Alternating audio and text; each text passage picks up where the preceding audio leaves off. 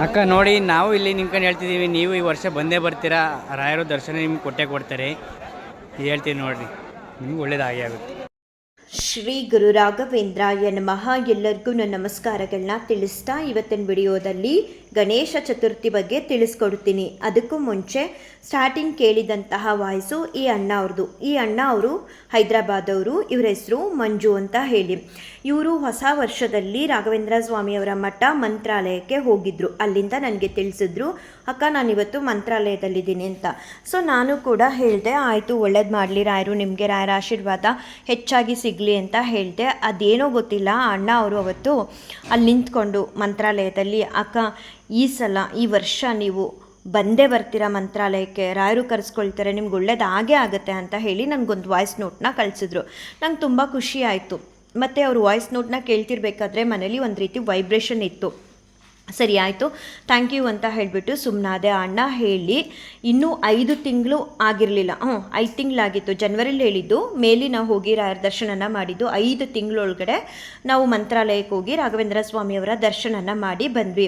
ಒಂದೊಂದು ಸಲ ರಾಘವೇಂದ್ರ ಸ್ವಾಮಿಯವರು ನಮಗೆ ಮುಂದೆ ಬರುವಂತಹ ಒಳ್ಳೆ ದಿನಗಳ ಸೂಚನೆನ ಹೇಗೆ ಬೇಕಾದರೂ ಕೊಡ್ತಾರೆ. ನನಗೆ ಜನವರಿಲೇ ಈ ಅಣ್ಣನ ಮುಖಾಂತರ ರಾಘವೇಂದ್ರ ಸ್ವಾಮಿಯವರು ಮಂತ್ರಾಲಯಕ್ಕೆ ಕರೆಸ್ಕೊಳ್ತೀನಿ ಅನ್ನೋ ಸೂಚನೆಯನ್ನು ಕೊಟ್ಟಿದ್ದರು. ನಾನು ಇವಾಗ ಯಾಕೆ ಈ ವಿಡಿಯೋದಲ್ಲಿ ಈ ಕ್ಲಿಪ್ಪಿಂಗ್ಸ್ಗಳನ್ನ ಹಾಕಿ ತಿಳಿಸ್ತಾ ಇದ್ದೀನಿ ಅಂತ ಅಂದರೆ, ಎಷ್ಟು ಸತ್ಯ ಆಗಿರುತ್ತಲ್ವ ರಾಘವೇಂದ್ರ ಸ್ವಾಮಿಯವರು ಅವ್ರ ಭಕ್ತರಿಗೆ ಕೊಡುವಂತಹ ಒಂದು ಮುಂಬರುವ ಒಳ್ಳೆ ದಿನಗಳ ಸೂಚನೆಗಳು. ಅಂದರೆ ಈ ಅಣ್ಣ ಹೇಳಿದ ಹಾಗೇ 5 ತಿಂಗಳೊಳಗಡೆ ನಾನು ರಾಘವೇಂದ್ರ ಸ್ವಾಮಿಯವರ ದರ್ಶನನ ಮಾಡಿ ಬಂದೆ. ಅಷ್ಟು ಮಾತ್ರ ಅಲ್ಲ, ನಾನು ಮಂಜು ಅಣ್ಣ ಅವ್ರಿಗೆ ಒಂದು ಥ್ಯಾಂಕ್ಸ್ ಕೂಡ ಮತ್ತೆ ಇನ್ನೊಂದು ಸಲ ತಿಳಿಸ್ತೆ. ಎಷ್ಟು ಸತ್ಯ ಆಯಿತು ನೀವು ನುಡಿದಿದ್ದಂತಹ ಮಾತು ಅಂತ ಹೇಳಿ. ಒಬ್ಬೊಬ್ಬರು ರಾಯರ ಭಕ್ತರು ಎಷ್ಟು ಮುಗ್ಧರಾಗಿರ್ತಾರೆ ಅಂದರೆ, ಅವ್ರು ಹೇಳೋ ಒಂದೊಂದು ಮಾತು ಕೂಡ ಸತ್ಯ ಆಗಿರುತ್ತೆ. ಮತ್ತು ನಾನು ಅವ್ರಿಗೆ ಥ್ಯಾಂಕ್ಸ್ ಕೂಡ ಹೇಳಿದಾಗ ಅವ್ರ ಬಾಯಿಂದ ಬಂದು ಮಾತು ಹೇಗಿತ್ತು ಅಂದರೆ ಅದನ್ನು ಕೂಡ ಪ್ಲೇ ಮಾಡ್ತೀನಿ, ಕೇಳಿಸ್ಕೊಳ್ಳಿ. ಅಯ್ಯೋ ನಮ್ದೇನಿದ್ದಕ್ಕ, ಏನೋ ಆ ರಾಯರು ನಿಮಗೆ ಆ ಥರ ಹೇಳ್ಸ್ಬೇಕಂತ ಇತ್ತೇನೋ, ಅದಕ್ಕೆ ಓದಿ ನನ್ನ ಮನ್ಸಿಗೆ ಬಂತು ಹೇಳ್ದೆ ಅಕ್ಕ. ನಮ್ಮಲ್ಲಿ ಏನಿರಲ್ಲಕ್ಕ, ಒಬ್ರ ಕೈಲಿ ಯಾರ ಕೈಲಾರು ಹೇಳ್ಸ್ಬೇಕು ಅಂದರೆ ರಾಯರ ಭಕ್ತರಿಗೆ ಯಾರ ಮುಖಾಂತರನೇ ಹೇಳ್ಸಾರಕ್ಕ. ಅಷ್ಟೇ ಹೇಳಕ್ಕೆ ನಾನು ಇಷ್ಟಪಡ್ತೀನಿ. ನಾನು ಹೇಳಿದೆ ಅಂತ ನಾನು ಅಷ್ಟೇ ಹೇಳಕ್ಕೆ ಹೋಗಲ್ಲ. ಅದೇನೋ ನಿಮಗೆ ಆ ಥರ ಹೇಳ್ಬೇಕಾಗಿತ್ತು, ಮನ್ಸಿಗೆ ಬಂತು, ಹೇಳ್ದೆ ಅಕ್ಕ.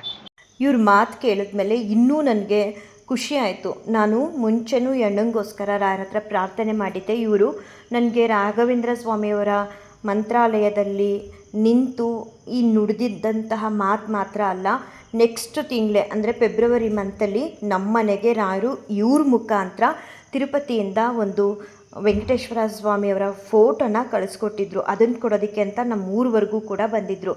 ಅದರಲ್ಲೂ ಇವಾಗ ಆಡಿದ ಮಾತು ಕೇಳಂತೂ ನನಗೆ ತುಂಬ ಅಂದರೆ ತುಂಬ ಖುಷಿಯಾಯಿತು. ಯಾಕಂತ ಅಂದರೆ ಎಷ್ಟೋ ಸಲ ಕೆಲವರು ಅವರಿಂದ ಏನಾದರೂ ಆಗಿಬಿಟ್ರೆ, ಅಯ್ಯೋ ನನ್ನಿಂದ ಆಯಿತು, ಇದಕ್ಕೆ ನಾನೇ ಕಾರಣ, ನಾನಲ್ಲಿ ನಿಂತು ಹೇಳಿದೆ, ಅದರಿಂದನೇ ಹೀಗಾಗಿದ್ದು, ಅದರಿಂದನೇ ಇವ್ರಿಗೆ ಒಳ್ಳೆಯದಾಗಿದ್ದು ಅಂತ ಅವರು ಹೊಗಳ್ಕೊಳ್ತಾರೆ. ಆದರೆ ಪಾಪ ಎಣ್ಣ, ನಾನು ಥ್ಯಾಂಕ್ಸ್ ಅಣ್ಣ, ನೀವು ಹೇಳಿದ ಮಾತು ಸತ್ಯ ಆಯಿತು, ನೀವು ಅವತ್ತಲ್ಲಿ ಹೇಗೆ ನುಡಿದ್ರೋ ಅದೇ ರೀತಿ ನಾನು ಈ ವರ್ಷದಲ್ಲಿ ಅಂತ ಹೇಳಿದ್ರಿ 5 ತಿಂಗಳಲ್ಲಿ ಹೋಗಿ ಬಂದೆ ಅಂತ ಹೇಳಿದ್ರೆ, ಪಾಪ ಅಲ್ಲೂ ಕೂಡ ಅವ್ರ ಮುಗ್ಧತೆನ ತೋರಿಸಿದ್ರು. ನಂದೇನಿಲ್ಲ ಅಕ್ಕ, ರಾಯರು ಅಲ್ಲಿ ನಿಂತಾಗ ನುಡಿಬೇಕು ಅನ್ನೋ ಒಂದು ಮನ್ಸು ಬಂತು, ಹಾಗಾಗಿ ನಾನು ನುಡಿದೆ ಅಂತ. ಇರ್ತಾರೆ ತುಂಬ ಒಳ್ಳೊಳ್ಳೆ ರಾಯರ ಭಕ್ತರು ಇರ್ತಾರೆ. ಅವರು ಮಾಡಿದ್ರು ಕೂಡ, ಅವರಿಂದನೇ ನಡೆದ್ರು ಕೂಡ, ಅವ್ರು ಹೇಳಿದ ಹಾಗೆ ನಮ್ಮಿಂದ ನನ್ನಿಂದಲೇ ಅಂತ ಹೇಳ್ಕೊಳ್ದಿರೋಷ್ಟು ತುಂಬ ಒಳ್ಳೊಳ್ಳೆ ಭಕ್ತರು ಇರ್ತಾರೆ. ಹಾಗೆ ನಾನು ಯಾವಾಗಲೂ ಅವತ್ತು ಕೂಡ ಅವ್ರಿಗೋಸ್ಕರ ಪ್ರಾರ್ಥನೆ ಮಾಡ್ತೀನಿ. ಇವಾಗಲೂ ಕೂಡ ನಾನು ಆ ಅಣ್ಣನ ಜೊತೆ ಮಾತಾಡುವಾಗೆಲ್ಲ ಹೇಳ್ತಿರ್ತೀನಿ, ರಾಯರು ನಿಮಗೆ ಎಲ್ಲ ರೀತಿಲೂ ಅನುಗ್ರಹ ಮಾಡಿ ನಿಮ್ಮ ಸಕಲ ಇಷ್ಟಾರ್ಥಗಳನ್ನೆಲ್ಲ ಈಡೇರಿಸಲಿ ಅಂತ ನಾನು ಪ್ರಾರ್ಥನೆಯನ್ನು ಮಾಡ್ಕೊಳ್ತೀನಿ ಅಂತ ಹೇಳ್ತೀನಿ. ಅಷ್ಟು ಮಾತ್ರ ಅಲ್ಲ, ಆ ಕ್ಷಣದಲ್ಲಿ ಕೂತು ನಾನು ಈ ಅಣ್ಣನಿಗೋಸ್ಕರ ತುಂಬ ಸಲ ಪ್ರಾರ್ಥನೆ ಮಾಡ್ತೀನಿ. ಹಾಗೆ ನಮ್ಮ ಮನೆಯವ್ರು ಯಾವಾಗಲೂ ಕೂಡ ಅವ್ರ ಕೊಲೀಗ್ಸ್ ಅಥವಾ ಅವ್ರ ಸರ್ರು ಮತ್ತು ಅವ್ರ ಸ್ಟೂಡೆಂಟ್ಸು ಮಂತ್ರಾಲಯಕ್ಕೆ ಹೋಗಿ ಬಂದು ಹೇಳಿದಾಗ, ನಾವು ಮಂತ್ರಾಲಯಕ್ಕೆ ಹೋಗಿದ್ದೀವಿ ಸರ್ ಅಂತ ನನ್ನ ಹತ್ರ ಬಂದು ಹೇಳ್ತಿದ್ರು, ನಮ್ಮನ್ನು ಯಾಕೋ ರಾಘವೇಂದ್ರ ಸ್ವಾಮಿಯವರು ಇಷ್ಟು ದಿನ ಆದರೂ ಮಂತ್ರಾಲಯಕ್ಕೆ ಕರೆಸ್ಕೊಳ್ಳೇ ಇಲ್ವಲ್ಲ ಅಂತ ನನಗಿಂತ ಹೆಚ್ಚು ಖುಷಿಪಟ್ಟರು ಅವರು ಮಂತ್ರಾಲಯಕ್ಕೆ ನಾವು ಈ ಸಲ ಹೋಗಿದ್ದಾಗ. ಹಾಗೆ ನಮ್ಮ ಮನೆಯವರು ನನಗೆ ಹೇಳ್ತಾಯಿದ್ರು, ನೀನು ಒಂಥರ ಸ್ಪೆಷಲ್ಲು ರಾಯರಿಗೆ ಅಂತ. ಯಾಕಂತ ಅಂದರೆ ನಾನು ಮಂತ್ರಾಲಯಕ್ಕೆ ಹೋಗಿ ರಾಯರ ಮುಂದೆ ನಿಂತಾಗ ನನಗೆ ಮಾವಿನಣ್ಣು ಸಿಕ್ತಲ್ಲ, ಅದನ್ನು ನೋಡಿ ಅವ್ರು ಹೇಳ್ತಾಯಿದ್ರು, ಪಕ್ಕನೇ ನನ್ನ ಮಗಳಿದ್ಲು, ಅದಾದಮೇಲೆ ನಮ್ಮಿಬ್ರಿಗೂ ಮುಂಚೆ ಅವ್ರು ರಾಯರ ದರ್ಶನನ ಮಾಡಿಕೊಂಡು ಜಸ್ಟ್ ತಾನೇ ಮೂವ್ ಆಗಿದ್ದರು. ಅವ್ರಿಗೆ ಬಿಟ್ಟು ನನ್ನ ಮಗಳಿಗೆ ಬಿಟ್ಟು ನನಗೆ ಸಿಕ್ತಲ್ಲ. ಮತ್ತು ಅವರಿದ್ದಾಗ ಆ ರೀತಿ ಮಾವಿನ ಹಣ್ಣನ್ನು ಅರ್ಚಕರು ಕೈಯಲ್ಲಿ ಎತ್ಕೊಂಡು ಕೇಳಲೇ ಇಲ್ಲ, ನಾನು ಹೋದಾಗಲೇ ಕೇಳಿದ್ರಲ್ಲ. ಇದನ್ನೆಲ್ಲ ನೋಡಿ ಸಾಮಾನ್ಯವಾಗಿ ನಮ್ಮ ಮನೇಲಿ ಆಗೋ ಅನುಭವಗಳನ್ನೆಲ್ಲ ಕೇಳಿ ಅವ್ರು ಹೇಳ್ತಾರೆ, ಒಂದು ರೀತಿ ನೀನು ಸ್ಪೆಷಲ್ ರಾಯರಿಗೆ ಅಂತ ಹೇಳಿ. ಸಿಕ್ಕಾಬಟ್ಟೆ ಅವರು ಕೂಡ ಮಂತ್ರಾಲಯ ಯಾತ್ರೆಯಿಂದ ಖುಷಿಪಟ್ಟರು. ಹಾಗೆ ಇನ್ನೊಂದು ಅನುಭವ ಏನು ಹೇಳಬೇಕು ಅಂತ ಅಂದರೆ, ನಾನು ಏರ್ಪೋರ್ಟ್ಗೆ ಹೋಗುವಾಗ ಮನಸ್ಸಲ್ಲಿ ಒಂದು ದಿನ ಇದೆ ಅನ್ನೋ ಹಾಗೆ ಅಂದ್ಕೊಳ್ತಿದ್ದೆ. ಏರ್ಪೋರ್ಟಲ್ಲಿ ಆಲ್ಮೋಸ್ಟು ಯಾರಾದರೂ ಫಿಲಮ್ ಸ್ಟಾರ್ಸು ಆ್ಯಕ್ಟರ್ಸು ಸಿಗ್ತಾರೆ. ಸ್ವಾಮಿ ನಾನು ಜಗ್ಗೇಶ್ ಅವ್ರನ್ನ ನೋಡಲೇಬೇಕು, ಸಿಕ್ಕಿದ್ರೆ ಎಷ್ಟು ಚೆನ್ನಾಗಿರುತ್ತಲ್ವ ಅಂತ ಮನೇಲಿ ಅಂದ್ಕೊಳ್ತಿದ್ದೆ. ಅವತ್ತು ಈವ್ನಿಂಗ್ಗೆ ನಾನು ಜಗ್ಗೇಶ್ ಸರ್ ಒಂದು ಪೋಸ್ಟ್ ಹಾಕಿದ್ದನ್ನು ನಾನು ನೋಡಿದ್ದೆ. ಅವರು ಅಧಿಕ ಮಾಸದಲ್ಲಿ ಒಂದು ತೀರ್ಥಯಾತ್ರೆಗೆ ಹೋಗ್ತಿದ್ದೀವಿ ಅಂತ ಹೇಳಿ. ಸರಿ, ನಾನು ಅಂದ್ಕೊಂಡೆ ನನಗೆ ಸಿಗಲ್ಲ ಇನ್ನು ಜಗ್ಗೇಶ್ ಸರು, ಯಾಕಂತ ಅಂದರೆ ಅವ್ರು ಆಲ್ರೆಡಿ ತೀರ್ಥಯಾತ್ರೆಗೆ ಹೊರಟಿದ್ದಾರೆ ಅಂತ ಸುಮ್ಮನಾದೆ. ನೆಕ್ಸ್ಟ್ ಡೇ ನಾವು ಏರ್ಪೋರ್ಟ್ಗೆ ಹೋದಾಗ ಅಲ್ಲಿ ಚೆಕ್ಕಿಂಗ್ ಇರುತ್ತಲ್ಲ, ಚೆಕ್ಕಿಂಗ್ಗೆ ಅಂತ ನಿಂತಿರಬೇಕಾದ್ರೆ ನಾನು ಕೋಮಲ್ ಸರ್ನ ನೋಡಿದೆ. ಎಷ್ಟು ಖುಷಿಯಾಯಿತು ಅಂತ ಅಂದರೆ, ಸೇಮ್ ಜಗ್ಗೇಶ್ ಸರ್ ಹೇಗೆ ಅವರು ಗಂಧ ಎಲ್ಲ ಹಣೆಗೆ ಹಾಕಿರ್ತಾರೆ ದೊಡ್ಡದಾಗಿ, ಹಾಗೆ ಕೋಮಲ್ ಸರ್ ಕೂಡ ಹಾಕಿದರು. ನನಗೂ ಕೋಮಲ್ ಸರ್ಗೂ ಸ್ವಲ್ಪ ಡಿಸ್ಟೆನ್ಸ್ ಇತ್ತು. ನಾನು ಹತ್ತಿರ ಹೋಗಿ ನನಗೆ ಈ ಸೆಲ್ಫಿ ಅದೆಲ್ಲ ಫೋಟೋ ಎಲ್ಲ ತಗೊಳ್ಳೋದು ನನಗೆ ಅಷ್ಟು ಇಷ್ಟನೂ ಇಲ್ಲ.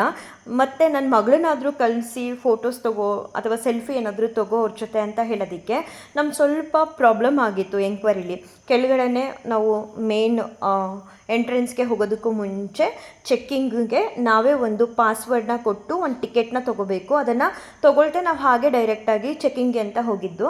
ಹಾಗಾಗಿ ಅವರು ನಮಗೊಂದು ಹಾಫ್ ಆನ್ ಅವರು ನೀವು ಸೈಡಲ್ಲಿರಿ, ವೆಯ್ಟ್ ಮಾಡ್ತೀರಿ, ಮತ್ತು ನಾವು ನಿಮಗೆ ಹೇಳ್ತೀವಿ ಅಂತ ನಿಲ್ಲಿಸಿದ್ರು. ಸೊ ನನಗೂ ಅವ್ರಿಗೂ ಡಿಸ್ಟೆನ್ಸ್ ಇತ್ತು. ನನ್ನ ಮಗಳು ಮತ್ತೆ ಚೆಕ್ಕಿಂಗಲ್ಲಿ ಪ್ರಾಬ್ಲಮ್ ಆಗಿರೋದನ್ನು ಸರಿ ಮಾಡ್ಕೊಂಡು ಬರೋದಕ್ಕೆ ಅಂತ ಕೆಳಗಡೆ ಹೋಗಿದ್ಲು ನಮ್ಮ ಮನೆಯವರು ಮತ್ತು ನನ್ನ ಮಗಳು. ಅವ್ರು ಬರೋ ಅಷ್ಟರೊಳಗಡೆ ಕೋಮಲ್ ಸರ್ ಮೂವ್ ಆದರು. ನಾನು ಬಂದ ತಕ್ಷಣ ನನ್ನ ಮಗಳಿಗೆ ಹೇಳಿದೆ, ಕೋಮಲ್ ಸರ್ನ ನಾನು ನೋಡಿದೆ ಕೆಲವರೆಲ್ಲ ಫೋಟೋ ತೆಗೆಸ್ಕೊತಿದ್ರು ಅಂತ. ತುಂಬ ಖುಷಿಯಾಯಿತು. ನಾನು ಜಗ್ಗೇಶ್ ಸರ್ ಅವ್ರನ್ನ ನೋಡಬೇಕು ಅಂದ್ಕೊಂಡೆ, ಆಗಲಿಲ್ಲ. ಅವ್ರ ಫ್ಯಾಮಿಲಿ ಮೆಂಬರ್ಸ್ನ ಯಾರೋ ಒಬ್ಬರ ದರ್ಶನನ ನಾನು ಮಾಡಿದೆ. ನಿಜವಾಗ್ಲೂ ಜಗ್ಗೇಶ್ ಸರ್ ಹೇಗೆ ಹಣೆಗೆ ಗಂಧ ಕುಂಕುಮ ಎಲ್ಲ ಹಾಕಿರ್ತಾರೆ ಹಾಗೆ ಅವರು ಅಷ್ಟೇ ಅಗಲಕ್ಕೆ ಹಾಕಿದ್ರು. ರಿಯಲ್ ಆಗಿ ನೋಡೋದಕ್ಕೂ ಈ ಫಿಲಮಲ್ಲಿ ನೋಡೋದಕ್ಕೂ ತುಂಬಾ ಡಿಫ್ರೆನ್ಸ್ ಇದೆ. ಖುಷಿ ಆಯಿತು. ಅವ್ರನ್ನ ನಾನು ದೂರದಿಂದ ನೋಡಿ ಫೋಟೋ ತೊಗೊಳ್ದೇ ಇದ್ರೂ, ದೂರ ಅಂದರೆ ತುಂಬ ದೂರ ಅಂತ ಏನಿರಲಿಲ್ಲ. ನಾನೇ ಬೇರೆ ಚೆಕ್ಕಿಂಗ್ ಕೌಂಟ್ರಲ್ಲಿ ನಿಂತಿದ್ದೆ, ಅವರೇ ಬೇರೆ ಚೆಕ್ಕಿಂಗ್ ಕೌಂಟ್ರಲ್ಲಿ ನಿಂತಿದ್ದರು. ನಾನು ವೆಯ್ಟ್ ಮಾಡ್ತಾ ನಿಂತಿದ್ದೆ, ಅವ್ರ ಲಗೇಜ್ನೆಲ್ಲ ವೆಯ್ಟ್ ಮಾಡಿಸ್ತಾಯಿದ್ರು. ಅಷ್ಟೇ ಡಿಫ್ರೆನ್ಸ್ ಇದ್ದಿದ್ದು. ನೋಡಿ ತುಂಬ ಅಂದರೆ ತುಂಬ ಖುಷಿಯಾಯಿತು. ಮನಸ್ಸಲ್ಲಿ ಅಂದ್ಕೊಂಡಿದ್ದೆ ನಾನು ಜಗ್ಗೇಶ್ ಸರ್ನೇ ನೋಡಬೇಕು ಅಂತ. ಆದರೆ ಜಗ್ಗೇಶ್ ಸರ್ ಬದಲಾಗಿ ಕೋಮಲ್ ಸರ್ನ ನಾನು ನೋಡಿದೆ. ಸಿಕ್ಕಾಬಟ್ಟೆ ಖುಷಿಯಾಯಿತು. ಹೀಗೆ ಸಣ್ಣ ಪುಟ್ಟದೆಲ್ಲ ಅನುಭವಗಳೇ. ಇದನ್ನು ಗುರುತಿಸಿ ಖುಷಿ ಪಡೋವಂಥವ್ರು ಗುರುತಿಸಿ ಖುಷಿ ಪಡ್ತಾರೆ. ಕೆಲವರು ರಾಯರು ಎಷ್ಟೇ ಮಾಡಿದ್ರು ಅಯ್ಯೋ ನಮಗೇನು ಮಾಡೇ ಇಲ್ಲ, ಅವ್ರಿಗೆ ಗಮನಕ್ಕೆ ಬರಲ್ಲ. ರಾಯರಿಂದನೇ ಎಲ್ಲವೂ ಕೂಡ ಆಗಿರುತ್ತೆ, ಬಟ್ ಅದನ್ನು ಗುರುತಿಸೋದಕ್ಕೆ ಹೋಗಲ್ಲ. ನೀವು ಒಂದೊಂದು ಹೆಜ್ಜೆಲ್ಲೂ ನಿಮಗಾಗುವಂತಹ ಅನುಭವಗಳನ್ನ ನೀವು ಗುರುತಿಸ್ಬೋದು. ಆ ಗುರುತಿಸಿದಾಗ ರಾಯರಿಂದ ಆಗ್ತಿರೋಂಥ ಅನುಭವಗಳನ್ನ ಆಗಾಗೋ ಸಂತೋಷನೇ ಬೇರೆ.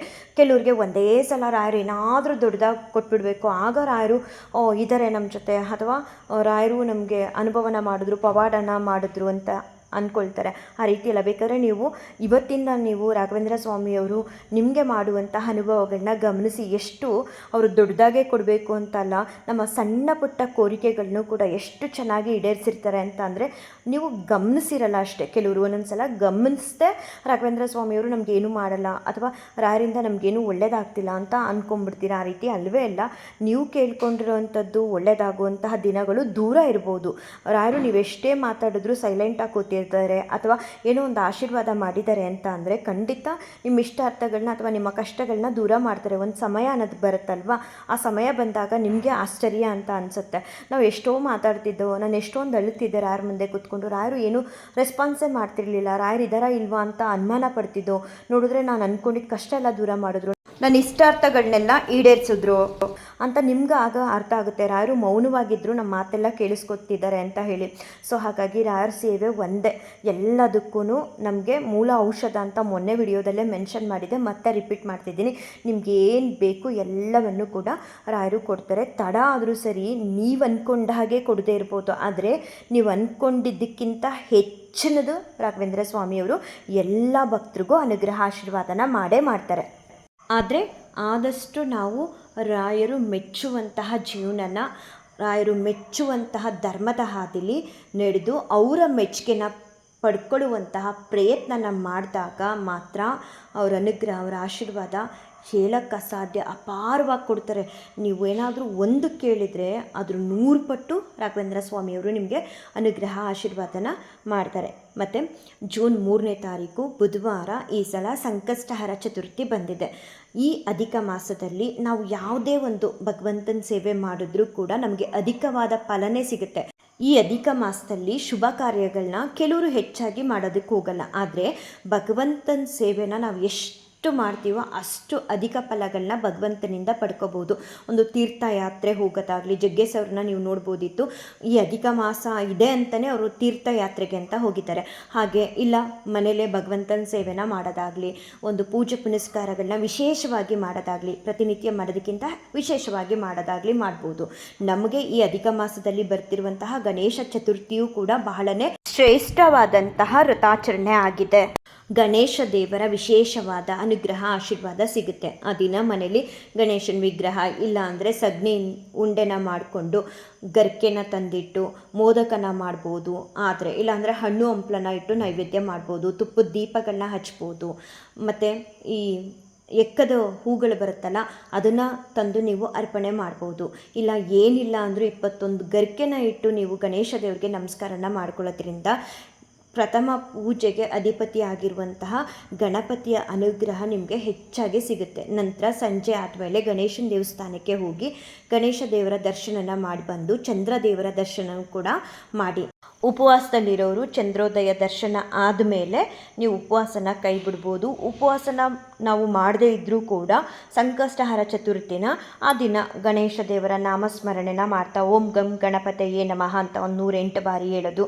ಬೆಳಗ್ಗೆ ಪೂಜೆ ಆಗೋವರೆಗೂ ನೀವು ಏನೂ ಕೂಡ ಸೇವನೆ ಮಾಡದೆ ಬೆಳಗ್ಗೆನೇ ಎದ್ದು ಶುಚಿರ್ಭೂತರಾಗಿ ಗಣೇಶ ದೇವರಿಗೆ ಮನೇಲಿ ಅಭಿಷೇಕ ಪೂಜೆನ ಮಾಡಿ ನಂತರ ಹಸುವಿನಿಂದ ಇರೋಕ್ಕಾಗಲ್ಲ, ಎಲ್ಲರಿಂದನೂ ಕೂಡ ಸಾಧ್ಯ ಇಲ್ಲ, ಆರೋಗ್ಯ ಸಮಸ್ಯೆ ಅಥವಾ ಬೇರೆ ಬೇರೆ ಸಮಸ್ಯೆ ಇರುತ್ತೆ ಅಂಥವರು ಏನಾದರೂ ಬೇರೆ ಪದಾರ್ಥಗಳನ್ನ ಹಣ್ಣು ಹಾಲು ನೀರು ಎಳ್ನೀರು ಈ ಥರ ಸೇವನೆ ಮಾಡಿ ಕೂಡ ನೀವು ಸಂಜೆವರೆಗೂ ಆ ದಿನನ ತುಂಬಿಸಿ ನಂತರ ದೇವಸ್ಥಾನಕ್ಕೆ ಹೋಗಿ ಬಂದು ಚಂದ್ರೋದಯ ಸಮಯದಲ್ಲಿ ಚಂದ್ರ ದರ್ಶನ ಮಾಡಿ ಚಂದ್ರನಿಗೆ ಅರ್ಘ್ಯ ಕೂಡ ಕೊಟ್ಟು ಆ ದಿನ ಉಪವಾಸನ ನೀವು ಕೈ ಬಿಡ್ಬೋದು ಅಥವಾ ವ್ರತಾಚರಣೆನ ನೀವು ಅಂತ್ಯ ಮಾಡ್ಬೋದು.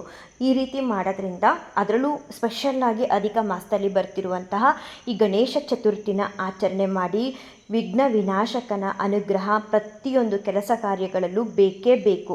ನಾನು ಆಗಲೇ ಹೇಳ್ತಾ ಹಾಗೆ ಪ್ರಥಮ ಪೂಜೆಗೆ ಅಧಿಪತಿ ಗಣೇಶ ದೇವರು. ಸೊ ಆ ದೇವರ ಅನುಗ್ರಹ ನಮ್ಮೆಲ್ಲ ಕೆಲಸ ಕಾರ್ಯಗಳಲ್ಲಿ ಮತ್ತು ನಮ್ಮ ಜೀವನದ ಯಶಸ್ಸುಗಳಲ್ಲಿ ಬೇಕೇ ಬೇಕು. ಆ ದೇವರ ಅನುಗ್ರಹ ಆಶೀರ್ವಾದಕ್ಕಾಗಿ ಈ ಅಧಿಕ ಮಾಸದಲ್ಲಿ ಬರ್ತಿರುವಂತಹ ಗಣೇಶ ಚತುರ್ಥಿನ ಮಿಸ್ ಮಾಡಿಕೊಳ್ಳದೆ ಯಥಾಶಕ್ತಿ ಶ್ರದ್ಧಾ ಭಕ್ತಿ ನಿಷ್ಠೆಯಿಂದ ಆಚರಣೆ ಮಾಡಿ ಭಗವಂತನ ಹಾಗೆ ಗಣೇಶ ದೇವರ ಜೊತೆಗೆ ರಾಘವೇಂದ್ರ ಸ್ವಾಮಿಯವರ ಅನುಗ್ರಹ ಆಶೀರ್ವಾದನ ಪಡ್ಕೊಳ್ಳಿ. ಶ್ರೀಕೃಷ್ಣಾರ್ಪಣಮಸ್ತು, ಶ್ರೀಕೃಷ್ಣಾರ್ಪಣಮಸ್ತು, ಶ್ರೀಕೃಷ್ಣಾರ್ಪಣಮಸ್ತು.